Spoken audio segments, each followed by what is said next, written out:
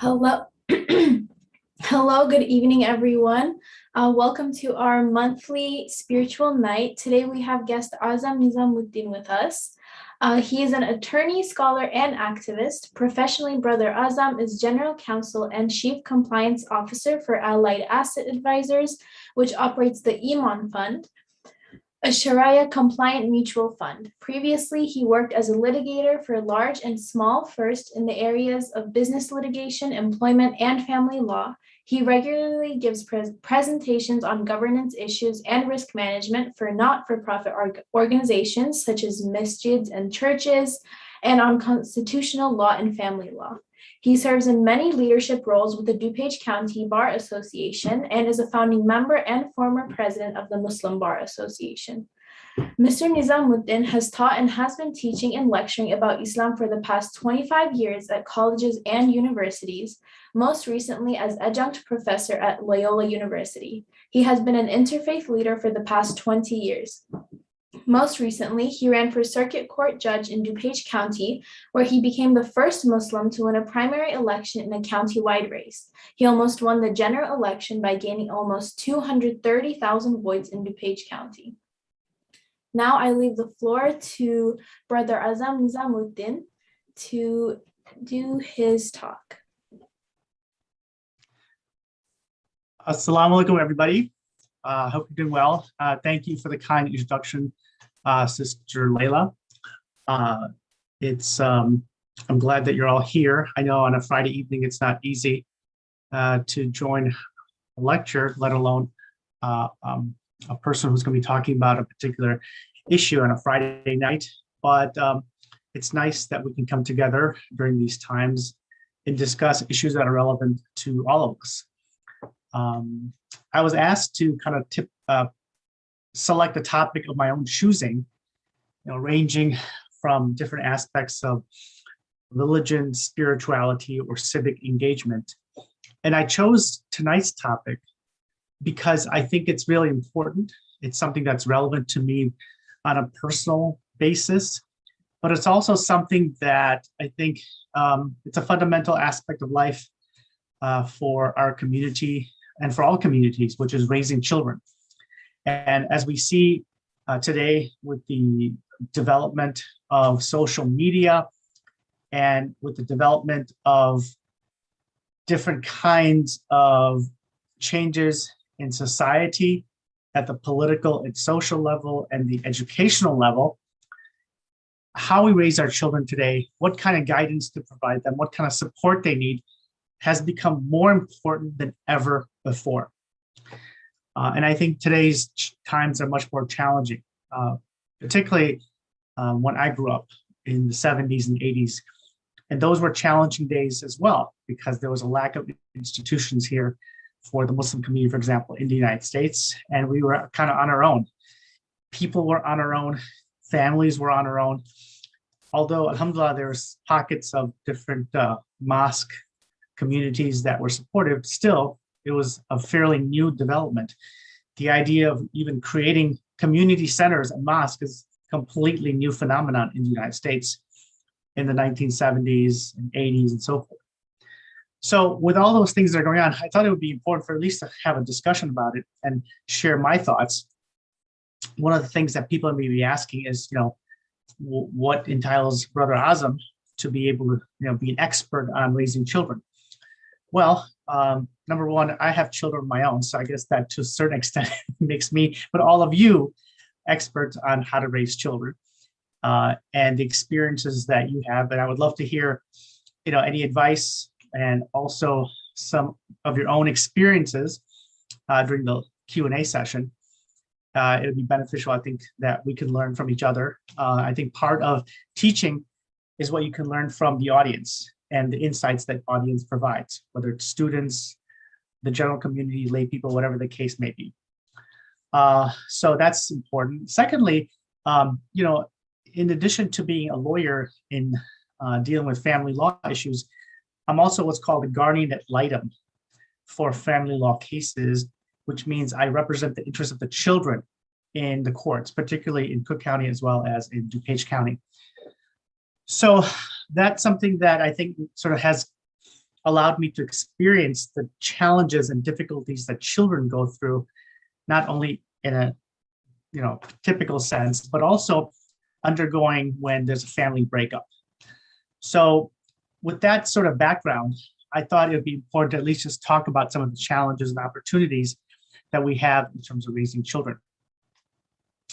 First, let me just talk about some of the challenges. This is something many of you know already. I'm not going to be giving you anything new, but I think some of them I would break down into 3 different categories of challenges. The first challenge is, of course, a challenge that everybody faces, all human beings face, and that is the dunya. And that is, of course, the challenges that the dunya imposes on every human being, whether you're a believer, not believer, if you belong to a particular religious or ethnic community. And of course, that includes financial challenges, physical challenges, health challenges, and of course, more and more increasingly awareness is mental health challenges. And this is something that all of us face as we're growing up. You never know when some illness may strike you. Subhanallah, we hope we all remain safe and healthy, particularly in the pandemic. Some of us have lost loved ones. Some people, young people have lost their lives. We know people who are healthy and so forth, but they lost their lives. So, it's a challenging time, but that's one general challenge that everybody has. But for believers, we believe there's a few other challenges as well. And these are what I call spiritual challenges. So there's number two is spiritual challenges. Of course, one is shaitan and the temptations of shaitan and how we deal with that.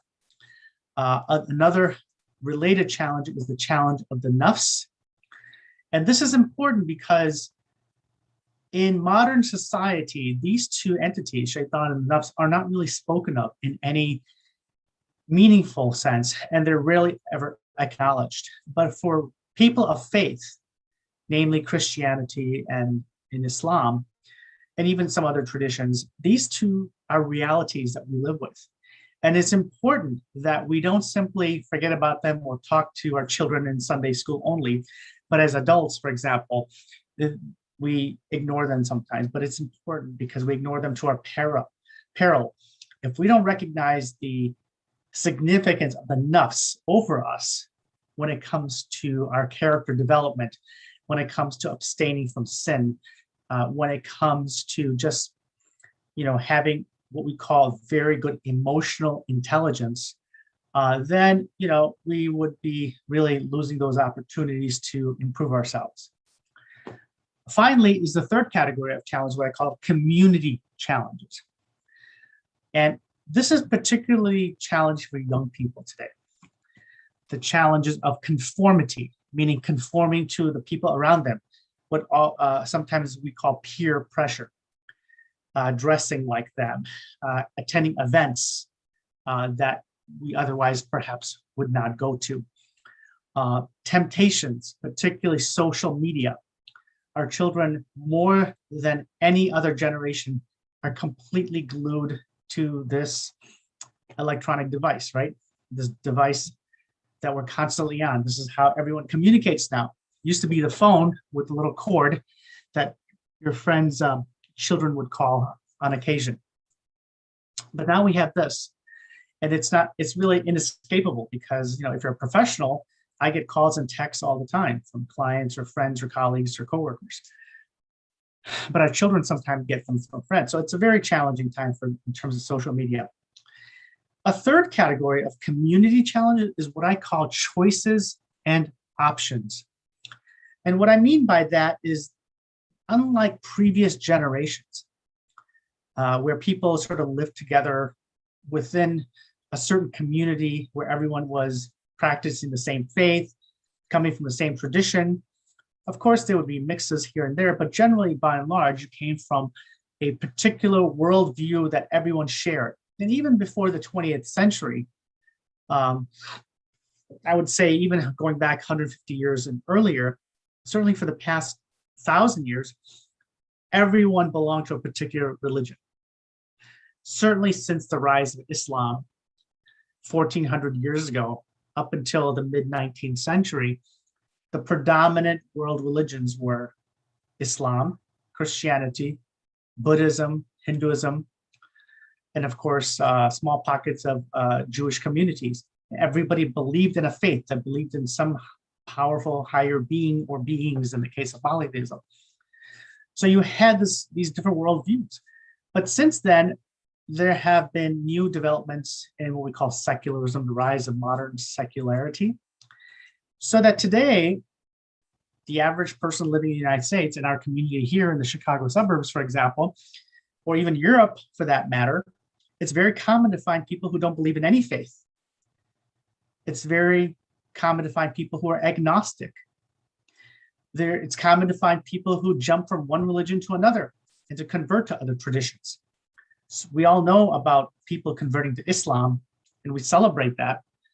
And we highlight very famous personalities, right? Whether it's Muhammad Ali, for example, or Sirajuddin Abu Bakr, otherwise known as Martin Lings, or other, celebrities, whoever they may be, or just the average person converting to Islam and finding their faith here.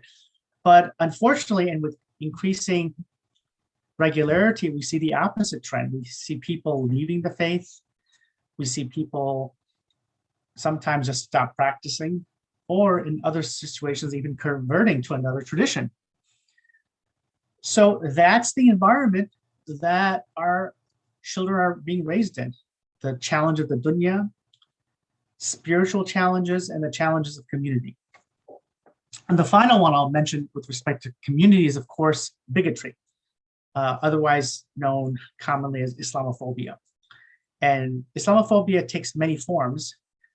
The one that I'm more concerned with anything else is not simply the bullying and stuff like that, but it's more about the challenges to the world view of Muslims, the idea of Allah subhanahu wa ta'ala, the idea of adhering to the sunnah of the Prophet sallallahu alaihi wasallam, or adhering to a particular madhab or school of thought, for example. All these things are now being challenged and questioned and things like that. So those are the things that I'm more concerned with from a Islamophobic perspective, and not so much when people simply attack organizations and individuals, which is also bad. But nevertheless, these are some of the things.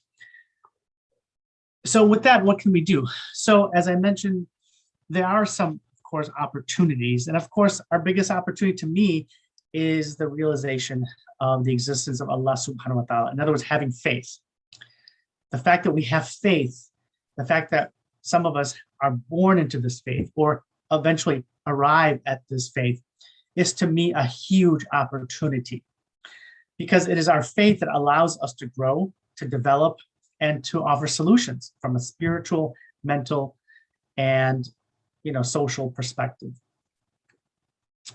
In addition to faith, there's, of course, particularly if you live here in the United States, is the incredible source of knowledge that exists. You can study and learn anything you want in this world. If you live here where you have political freedoms and where you have social and political and economic stability, you have the ability to become anything that you want. You don't only have to be a doctor or an engineer, but you can become a scientist, you can become an author, you can become a professor, you can become an attorney, you can become an entrepreneur, you can start your own business relatively easily.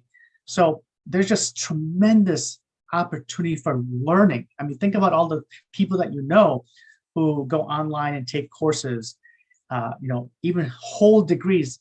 When I was growing up, in the 70s, 80s, early 90s, there was hardly any opportunity to go online and take a course or to study an entire curriculum online. But today, you can go online and take courses from Harvard or MIT or University of Illinois or any other major school, and some even abroad, and learn a particular subject or major in a particular area of learning.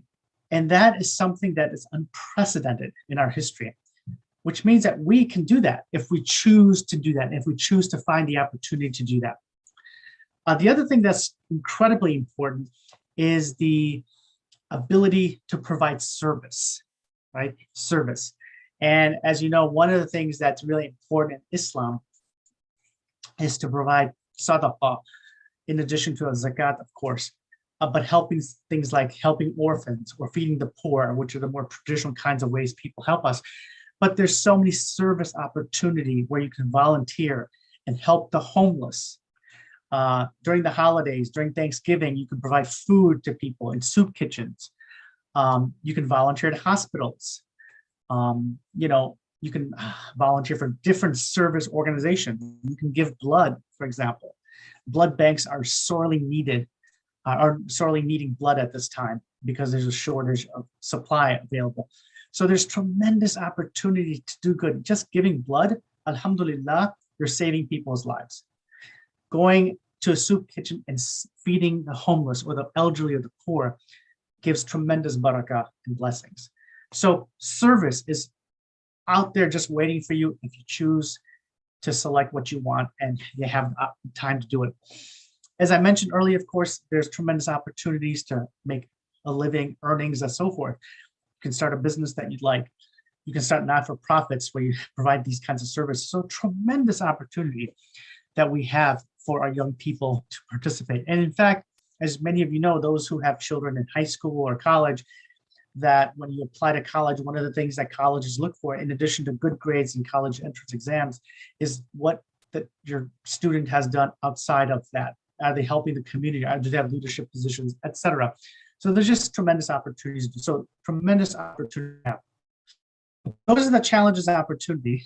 And let me take a little bit of time here to talk a little bit about what are the things that we want to be able to have our children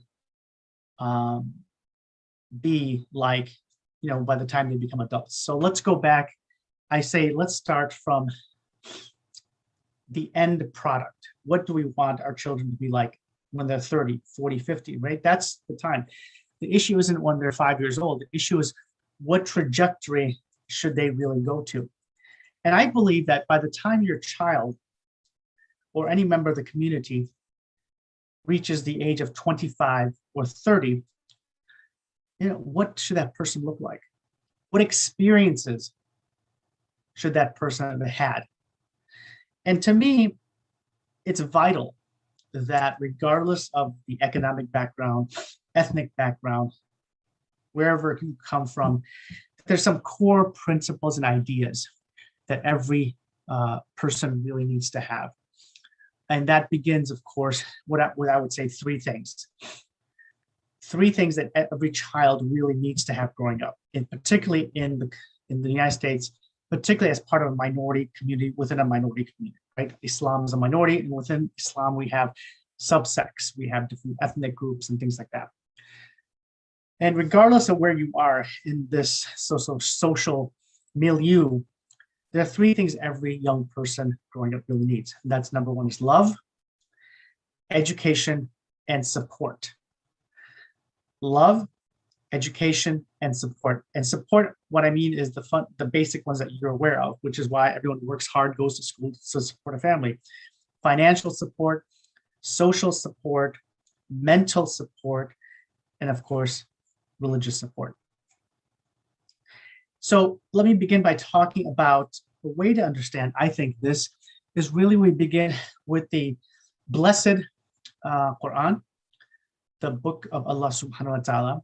And one of the things that is a very simple story that we find that sort of elucidates basic lessons of life for young people is chapter 31 of the Quran, known as Luqman.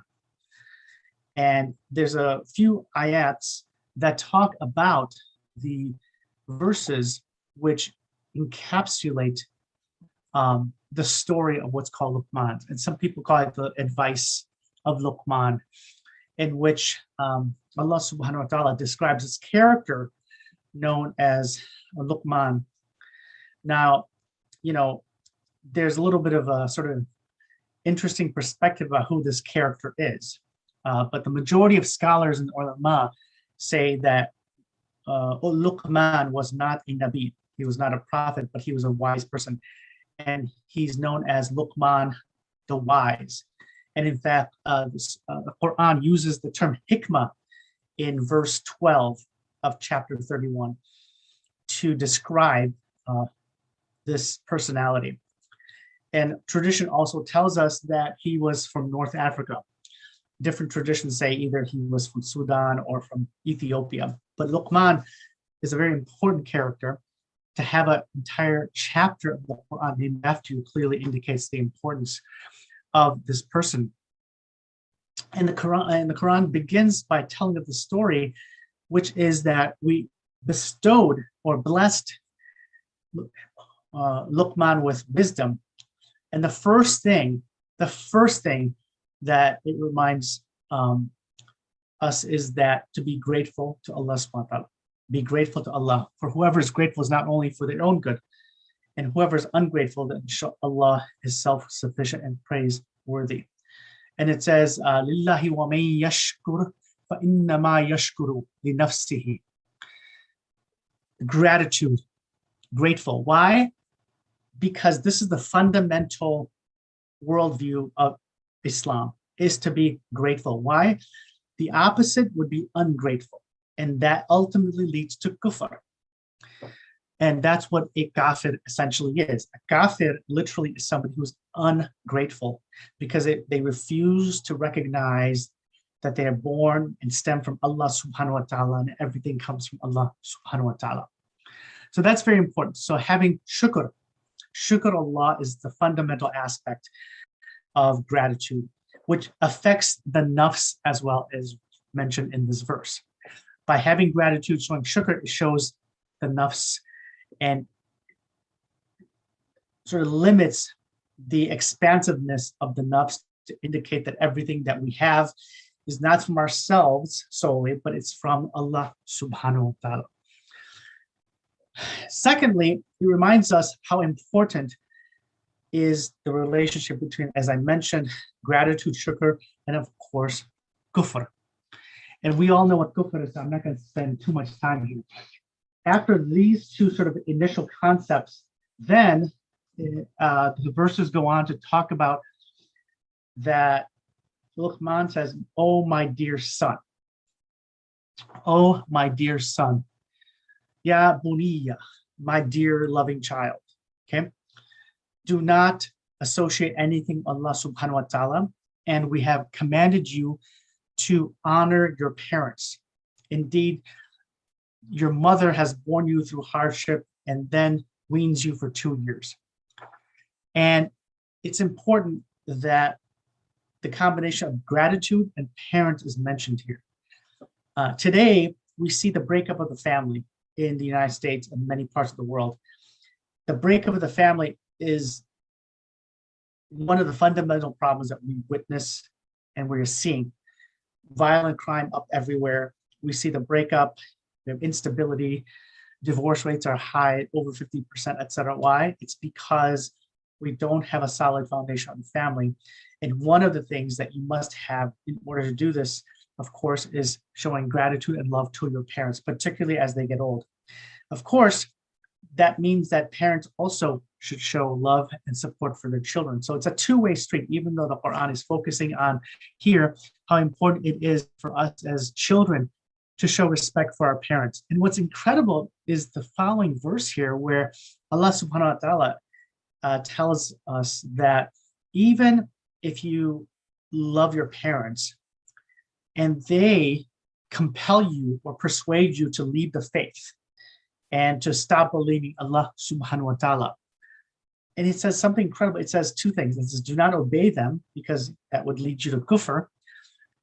But it says, still keep their company in this world courteously and continue to follow those that are devoted to Allah subhanahu wa ta'ala. In other words, don't break off your relationship with your parents.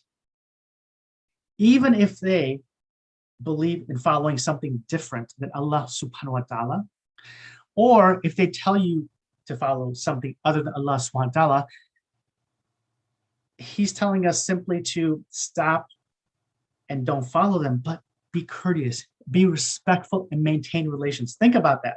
How often so many of us will simply break off our relationship with parents because of money issues or because of other issues in which there's strong disagreements, whether it's political disagreements, social disagreements, financial disagreements. Hey, you didn't pay for something that you told me you would pay for, therefore I'm not going to talk to you. During the rise of the Trump administration, you had families who refused to meet during Thanksgiving because they were so different on opposite ends of the political scale. And yet we have here in verse 15, Allah telling us that, it's important that they endeavor, if they endeavor to make you associate with me other than Allah, do not obey them, but accompany them in this dunya with appropriate kindness and follow the way of those who turn back to me in repentance. And it's an incredibly powerful verse. It's an incredibly powerful principle, and one that takes increasing amount of sabr and patience for us. But it's really important. If more people follow this particular pathway, the world would be such a better place. It also then goes on to talk about three really important principles that you find mentioned in many parts of the Quran and in many parts of the Prophet ﷺ, which is, of course, where the verse talks about aqimus salata wa'mur bil ma'rufi wanha 'anil munkar, and then wasbir, meaning first enjoin prayer and enjoy good deeds and avoid evil or prohibit evil and establish patience. Prayer, justice in a sense, and patience. Three fundamental things that we need. Why? Of course, prayer connects us to Allah subhanahu wa ta'ala on a daily basis, helps to make us reflect about what we're doing in our life. Enjoining good, amr bil ma'ruf, wanha 'anil munkar, to enjoin good. This is fundamental because even within the Muslim community, and in particular those who espouse Islam, those who espouse practicing Islam, you find many people incurring injustice, promoting injustice, engaging in unethical behavior. We find people who head masajid in many parts of the country, most of whom, mashallah, are wonderful people, very sincere and devoted to Allah, devoted to the deen, and volunteering their time. And may Allah bless them, and may they be rewarded in the hereafter. However, we also find some unfortunate examples of people who, with leadership positions, engage in the opposite of Amr bil Ma'ruf, who engage in unethical, dictatorial kind of behavior, so that they're in control, they're in power, and their nafs overtakes them.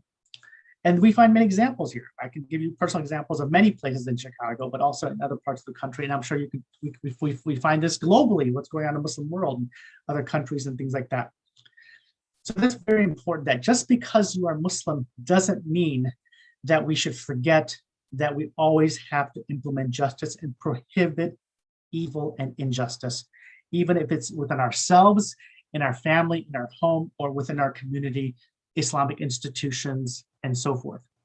And then finally, establishing patience, al-sabr.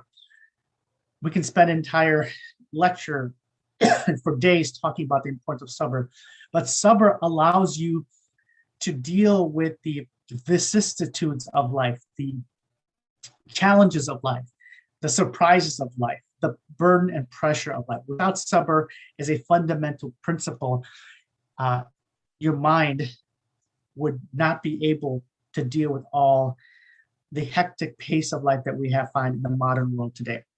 So these principles here are very important. And finally, this little story concludes with the idea of do not be an arrogant person, do not be contemptuous of other people, and do not walk haughty on the earth in an exalted kind of way, as if you are the king controlling everybody. And it says, Allah does not like everyone self-deluded and boastful. Be moderate in your pace and lower your voice. Indeed, the most disagreeable of sounds is the voice of the donkey. La sautul hamir is the voice of the donkey. In other words, be dignified, be respectful, demonstrate humility.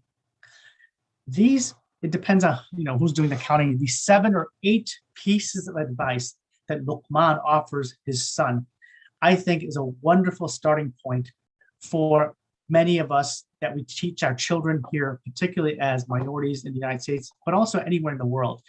It is advice from 1400 years ago that is as timeless as any other principle that we can follow.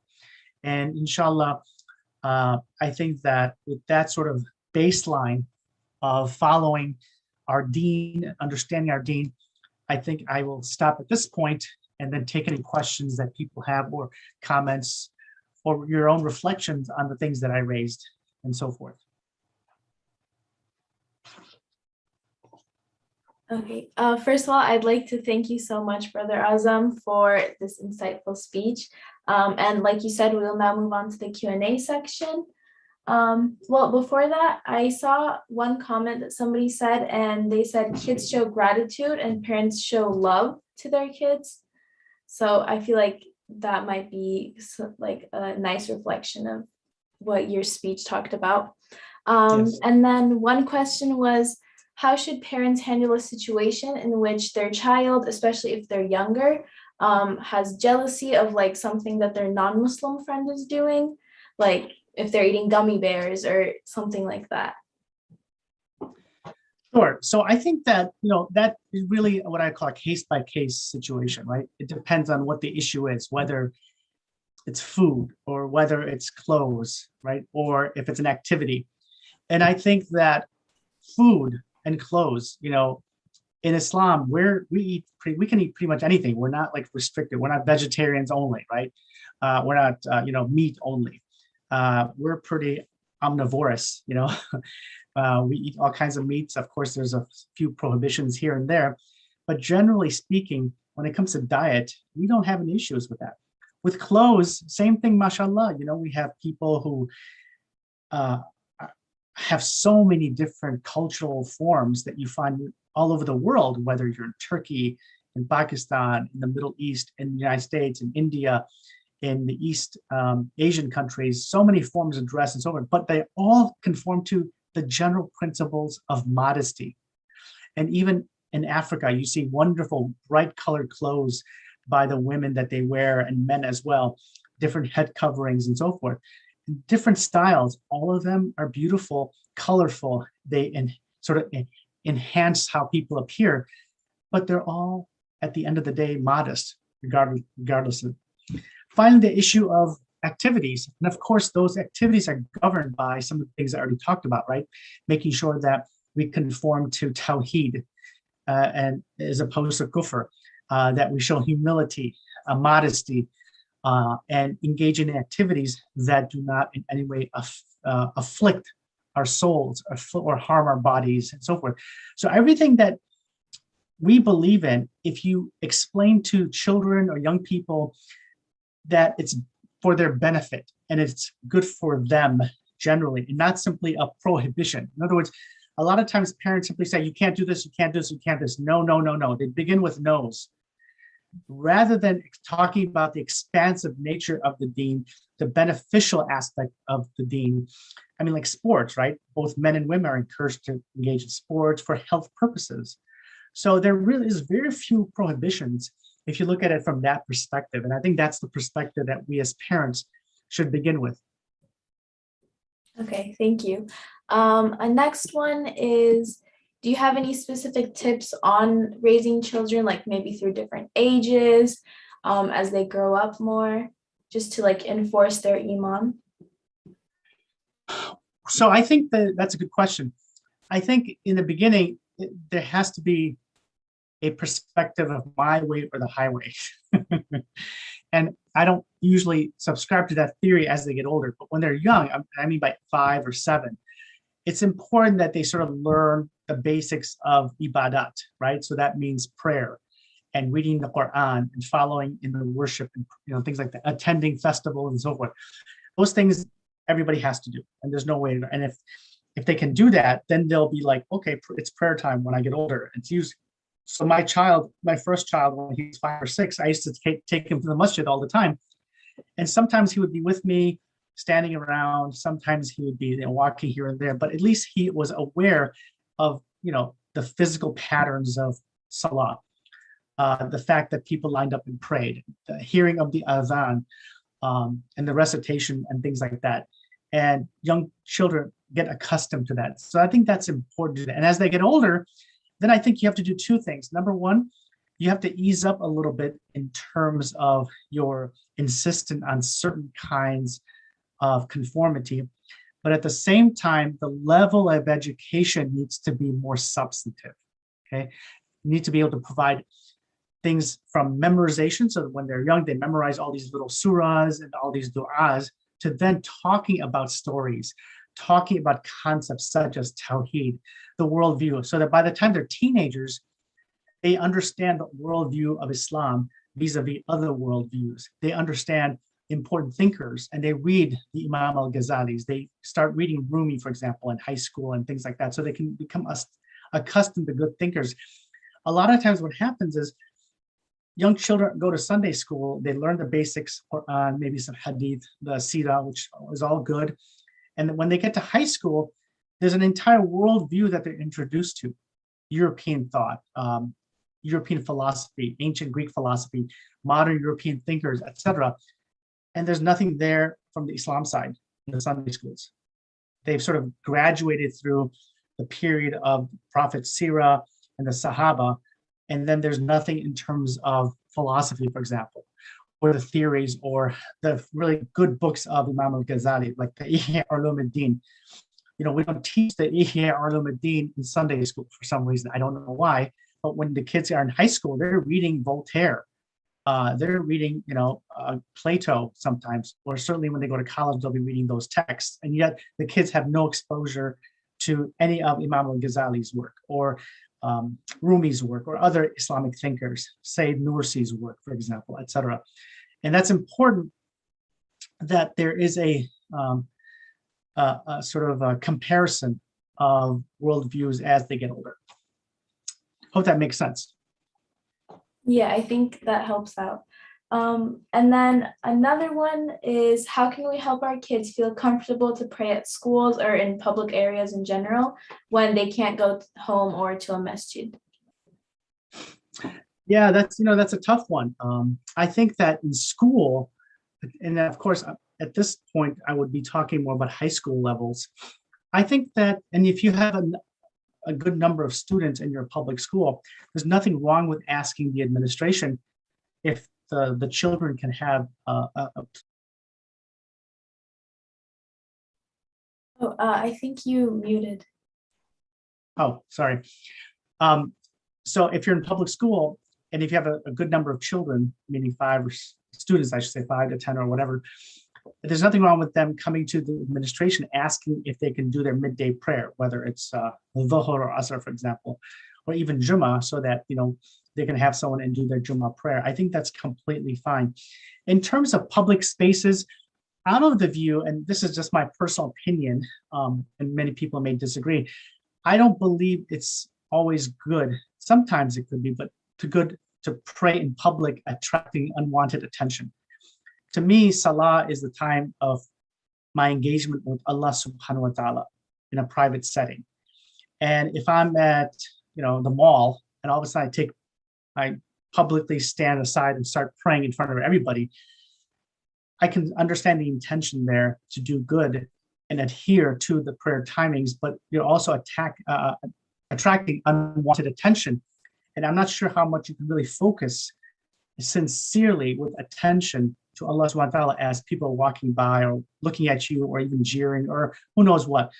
So I think when you plan out your schedule, try to make sure that you can always make sure that you can pray privately somewhere in a private setting, even if it's outside, but in a private setting away from things and away from places so as not to be distracted. Okay, thank you for that. And then I think this might be our last question, that as kids grow up, how do we introduce them to the concept of like Islamophobia and like how to teach them how to handle those situations, since it's a lot to deal with sometimes? Yeah, that's a tough question. I think that the way to talk about that is to make them aware as I mentioned about the dunya being a place of many challenges, right? The dunya where you have financial challenges, social challenges, physical challenges, and so forth. And that in the world, there are people who are your friends, who love you, who support you. You can find many of those within different groups. And there's always going to be a minority group here and there in every community that simply, are either bullies or they don't like you or they will just give you a hard time. And that's a reality I think that young people have to be aware of as a sort of starting point. And then secondly is that, what kind of Islamophobia are they experiencing?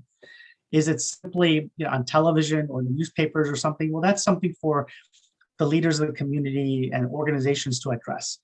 But if it's something that they themselves are personally facing, whether it's from people individually or from school, for example, school staff or administration or whatever, that's something that they have to come and talk to their parents about and not hide it.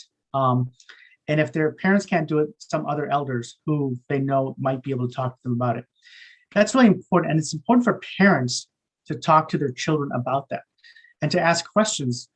And not simply, when they come home, not simply only ask about grades, but at dinner time, and this is what we used to do at home, is that we use dinner really during dinner to be able to really talk to our children about a whole host of issues. And I would just ask about things that are going on in the news, sporting events, entertainment issues, and then of course what's going on in school, because that allows you to have open dialogue with your children so that they can come to you in the event something happens. So for example, one of my sons, when he was in 7th grade, and he had they moved to a new school, and some kid was sort of bullying him and telling him, "Oh, Osama bin Laden is your dad." So, in a situation like that, I would hope that he would come and tell me and I would take care of it. But instead, he went directly to the principal, told the principal, and the principal admonished that other kid and, and talked to him, and he took care of it. So don't be hesitant to tell people when you are being bullied, either your own family or in this case, you go to the administration and tell them. But I think talking it out is very, very important. And depending on the situation, you may need assistance to elevate the complaint to a higher authority if necessary. Okay, thank you. And then we actually have another question. How should we prepare our kids for high school or maybe even just different environments where they may meet some students who have changed their gender or done different things? Yeah, so I would say that, that's a very challenging situation with gender identity today, with, sexual orientation. These are tough challenges. These are not easy answers. A lot of people just say, well, Islam prohibits homosexuality and boom. Well, that's fine and good. I understand that. But then what do you say to the child whose, chemistry or biology partner may be of that spectrum? And so what do you do? So I think what you have to do is to help your student, help your child to be able to converse with people of all backgrounds and all stripes, regardless of their faith, tradition, no tradition, ethnic background, and so forth, because that's the real world. The real world is that your CEO that you work for in a company could be somebody who is of a different sexual orientation. The head of agencies in the government, they could be a person of a different faith tradition from yours, or no faith tradition, different sexual orientation, transgender, etc. That's the world that we're living in. We can't change that, but we can, be respectful and demonstrate dignity to everybody, but at the same time, keep our own tradition intact and consistent and be disciplined with our own faith tradition. The fact that we would be respectful towards people and tolerant towards people is, the beginning point, but it doesn't mean that we have to simply then say, oh, okay, I guess this is what we should follow too. It doesn't mean that. It means that we show respect and support for other people who are different from us, but at the same time, we have our own 1,400-year-old tradition, which is all over the world, 1.5 billion people. We have nothing to be apologetic or, scared about. We should be very proud of our faith tradition without necessarily denigrating others and also feeling insecure about faith. You can respect others, be nice to them, and love our faith, love our community as well. Definitely. Thank you so much. And yeah, that was the last question. So thank you once again, Brother Azam, for informing us on this crucial topic. And I'm sure and hopeful that all of the parents watching today have benefited greatly. And also a thank you goes out to our viewers for joining. And we hope to see all of you next month. Have a good night. Thank you again. Thank you for the opportunity. Assalamu alaikum.